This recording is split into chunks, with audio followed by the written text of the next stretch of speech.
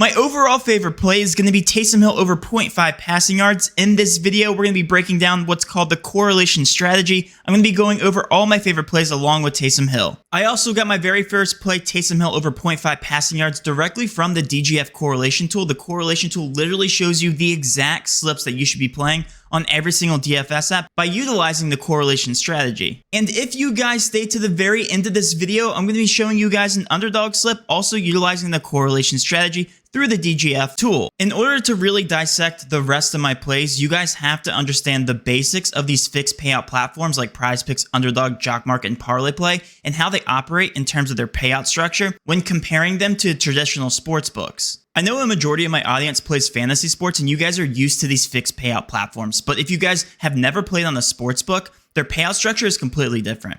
They assign traditional lines to every single player prop that you have and that you're interested in on that sports book. Let's hypothetically say that Taysom Hill was set to 0.5 yards on FanDuel Sportsbook. They could adjust their line to like minus 30, 135 on the under, plus 105 on the under. And what that is meaning is they're assigning a price tag to hitting the over or under for a straight bet. Now, we obviously know that we can also not place straight bets on these fantasy apps, so it's slightly different. But our job as sharp sports bettors is to identify what the hidden implied odds are behind each one of these player props when you put them into this long parlay. So traditional sports books, if I put them into a parlay and they're dynamic changing odds, right, on each one of their player props, it's always going to alter the payout regardless of the type of combinations that you put into a parlay. On PrizePicks, however, those payouts never change, which means I can put any type of combination of players into this and the payouts will never change. And this is where the positive correlation strategy comes into play and how we're able to identify this slight edge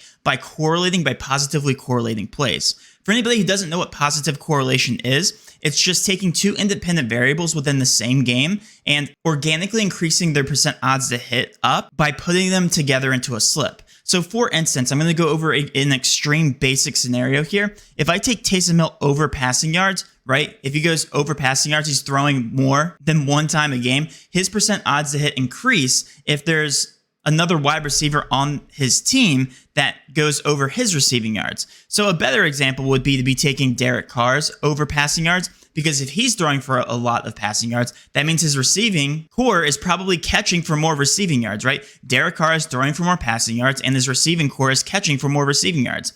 So therefore, Derek Carr going over 239.5 passing yards is going to increase the percent odds of his primary targets on the other side of the ball. Let's take Chris Olave, for instance. If Derek Carr goes over 239.5 passing yards, then Chris Olave's percent odds to go over his receiving yards goes up to go over 62.5 receiving yards, right? And it's pretty straightforward, but for anybody who is betting on these sports books or on these fantasy apps for the very first time, you guys also don't know that these payouts never change. If I hit the under of Chris Olave and over Derek Carr, obviously like the percent odds to hit go down. If Derek Carr's throwing for a ton of yards, Chris Olave, his percent odds to hit on the under are going to go down, right? Because he's throwing for more yards. Why would Chris Olave catch for under receiving yards, right? Like that doesn't make logical sense. But as you can see here, the payouts never change. I'm always going to get a 3x, which is plus 200 parlay odds on the sports books. Now, this is really cool to see. Now, let's take those exact same player props that I just had on PrizePicks and put them into a FanDuel single game parlay using positive correlation, right? They're called single game parlays on FanDuel. If I take Derek Carr over 235.5 passing yards and Chris Olave over 62.5 receiving yards, we obviously know those two are positively correlated and very much correlated, right? But this single game parlay, if I put them together, I'm only getting this at plus 163 odds. On PrizePicks, I was getting them on plus 200. But keep in mind on PrizePicks, even if I selected the under, those payouts never changed. Watch this. If I take the under on Chris Olave, these odds drastically shoot up. Why? Because it's less likely to hit. Derek Carr going over 235.5 passing yards and Chris Olave going under 62.5 receiving yards is obviously less likely to happen than them both to go over, right? So therefore, they're giving you better odds, or a better payout rather, for this to hit, right? Does that make logical sense? So if I head over the PrizePicks, they don't really care. They just simply don't change the payouts on whether Chris Olave is going to hit the over or under.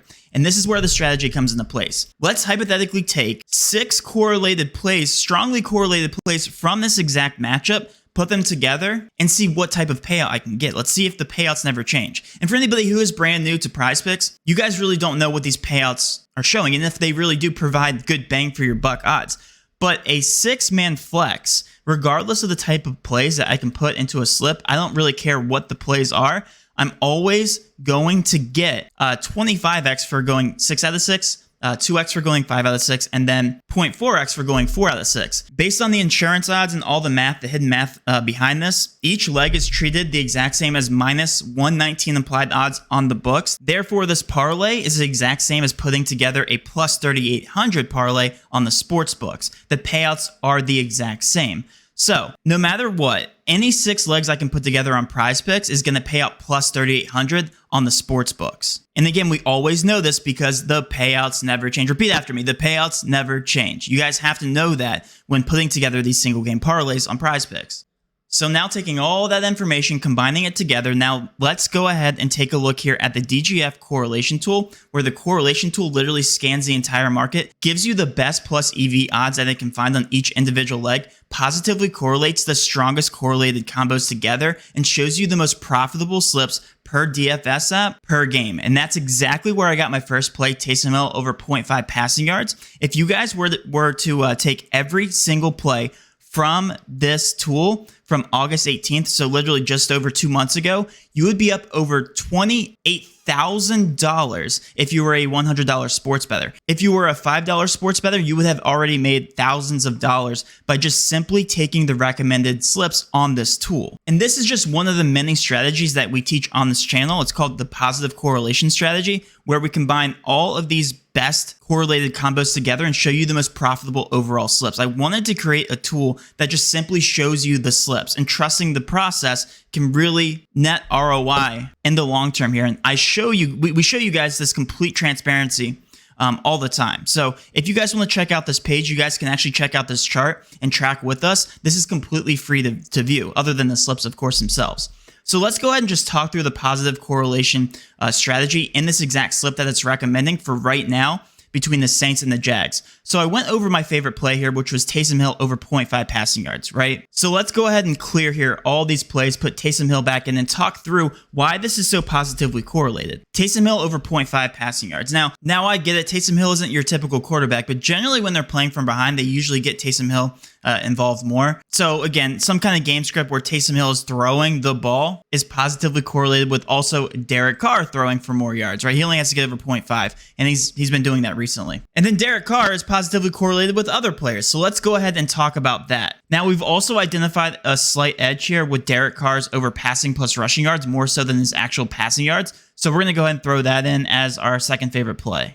My third overall favorite play is going to be Olave over receiving yards for all the reasons that we've already talked about. Ironically, it made it into this correlation slip here recommended off the optimizer. And then Christian Kirk going over his receiving yards. Let's talk about why that is positively correlated with these other 2 players, or 3 players rather. So think about it. If Taysom Hill, Derek Carr throwing the ball for more yards, Chris Olave catching for more yards, that also means that the Jags are going to probably be in a closer matchup, a shootout type matchup, or they're going to be playing from behind. Regardless, Christian Kirk is positively correlated with these other 3 players here from the opposing team. Now let's go ahead and take this one step further. If all these players are throwing for more yards, more receiving, or getting more receiving yards, then what other position is probably positively correlated with these over receiving yards? It's actually going to be the punters. If the passing yards are going over, if the receiving yards are going over, the offense is moving, then the punters are less likely to punt the ball, right? They're going to be more in the red zone. They're going to be more often just up and down the field. So therefore, they're going to be in great positions to score field goals, touchdowns. So obviously, punters' unders are heavily correlated with all these over passing and receiving yards. So just the secret sauce that the DGFantasy optimizer solves for you. And usually we see great correlation between the punters' unders and the over passing plus receiving yards. And also we show the correlation score, how heavily correlated this exact slip is out of 100. This is a custom score. So the highest score you can get is 100. So 94.97 is obviously very heavily correlated. And actually look at this, Christian Kirk, it just goes to show you how soft these lines are. Christian Kirk just got bumped from 51.5 to 52.5. That's okay. It's just 1 yard. The positive correlation is going to greatly offset here that small yardage increase. So I'm going to go ahead and throw in Cook under And this is the slip I'm going to be entering on PrizePicks. And just to show you guys that I actually did enter the slip, Taysom Hill over, Derek Carr over, Christian Kirk over, 2 punters under, and then Chris Olave over. These picks pay out, 6 picks to pay out $2,500 at plus 3,800 odds. This is the whole reason why I'm entering this correlation slip. Now, I also want to reiterate, the reason that we don't have an imposing quarterback over passing yards is simply because Trevor Lawrence is questionable. We actually don't know who's starting in this contest. I'm recording this video at 10 o'clock a.m. Eastern Standard Time. So we will have more information as Trevor Lawrence gets closer to the game time. If you update this tool right when that news is released, we're going to have positively correlated slips, either including or not including Trevor Lawrence's passing yards or whoever the quarterback may be at that time, right? His backup. So anyway, that's the beauty of this tool. It's always updating. It's always showing you the most positively correlated plays. And this tool doesn't just show you the positively correlated plays, the best slips overall on PrizePicks. It shows you it for every single fixed payout platform, every fixed payout fantasy app, including Underdog. So we're going to go over an Underdog slip, a bonus here. If you guys haven't used code DGF on Underdog, you guys can receive a 100% match up to $500. This promo is only going on temporarily here for Underdog Fantasy. So great promo right now. Let's go ahead and go over the slip. We have Andre Cisco under 1.5 tackles plus assists. This slip overall is actually extremely interesting, but it's extremely positively correlated. So let's go ahead and just get in these plays here and talk about it. Marcus May under 1.5 assists, or over, I think. Yeah, over 1.5 assists. McManus over 1.5 field goals made. Derek Carr over 0.5 interceptions. And then Travis Etienne over 16.5 rushing attempts. Now, overall, this is just weird, but let's go ahead and talk about it. This is a correlation score of 87.66. Still good, but not as positively correlated as the other PrizePicks slip. Still fine because it presents a profit margin of over 101.72%. So let's break this down. Marcus May to go over 1.5 assists and Andre Cisco to go under 1.5 assists. If you think about this logically, this simply means that the offense for the Jacksonville Jaguars is going to be on the field and overall going to control the pace of the game because Marcus May is going to be on the field more often, right? Hence the reason why he would go over 1.5 assists. But on the flip side, the Saints aren't going to be on the field as often. Therefore, Cisco has a better probability to go under 1.5 assists. And that type of game script is positively correlated with the rest of the slip, right? McManus, if they are driving the ball, if the Jacksonville Jaguars are controlling the pace, are obviously playing from ahead, they're going to be in the red zone more. McManus is going to be kicking more field goals in general. Therefore, over 1.5 field goals made is positively correlated with these other two defensive backs. Kind of makes sense, but you guys would never think about that without the correlation tool. And then Derek Carr, if he's playing from behind and if he has to throw the ball more often, then the percent odds to hit on his 0.5 interceptions organically goes up. And the exact same thing can be said for Travis Etienne. If the Jacksonville Jaguars are controlling the pace, over 16.5 rushing attempts is positively correlated with all these other plays. And again, the correlation tool is scanning through the market, finding the individual plus EV odds on all these legs, and then showing you the heaviest, highest correlated value plays and combos, and then recommending them here in a full slip, which is the beauty of the whole thing. So guys, hopefully that all made sense. If you guys did enjoy this content, please do hit that subscription button, notification bell, and of course, smash that like button for all of our future NFL content. With all that being said, have a great rest of your day, and let's cash.